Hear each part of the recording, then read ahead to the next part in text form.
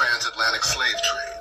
From colonization and slavery in Central America. Quote, the demand for labor in the early Spanish settlements of Hispaniola, Cuba, Panama, and Peru resulted in a large-scale Indian slave trade in Central America in the second quarter of the 16th century. Indeed, the first colonial economy of the region was based on slave trading. This odious commerce remained the principal colonial economic activity until the decline in population reduced the supply. The export of as many as 500,000 enslaved Indians prior to 1550 contributed to the rapid and severe depopulation of Central America in the 16th century.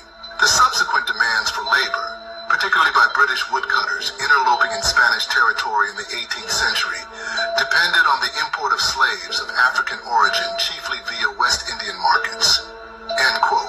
When it comes to the British demand for manpower in the colonies, we have seen in previous videos that indentured servants from the British Isles were in high demand, like these Scottish Jacobites destined to slave away in the Caribbean. This is the original document kept at Harvard University, describing the name and appearance of the Jacobite POWs.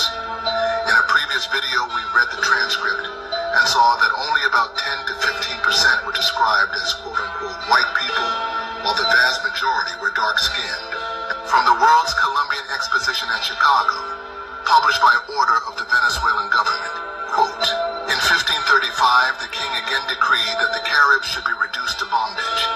They were to be considered as slaves, used as such, and marked.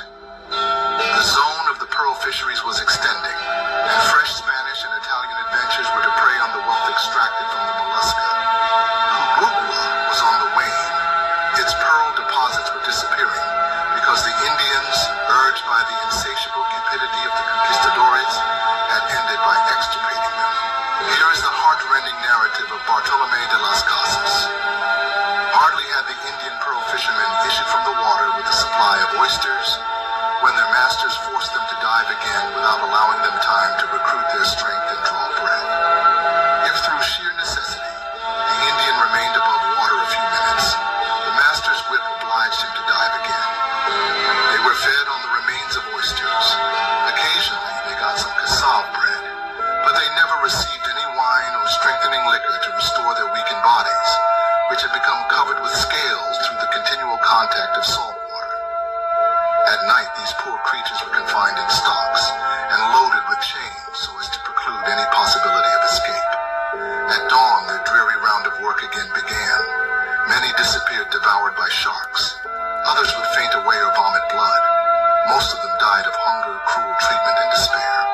This was the state of things in Cubagua when Benzoni visited the island in 1542. The Italian sailor thus speaks of this horrible traffic of the first Venezuelan colonists. During our stay in Cubagua, Captain Pedro de Calice arrived with more than 400 slaves he had collected.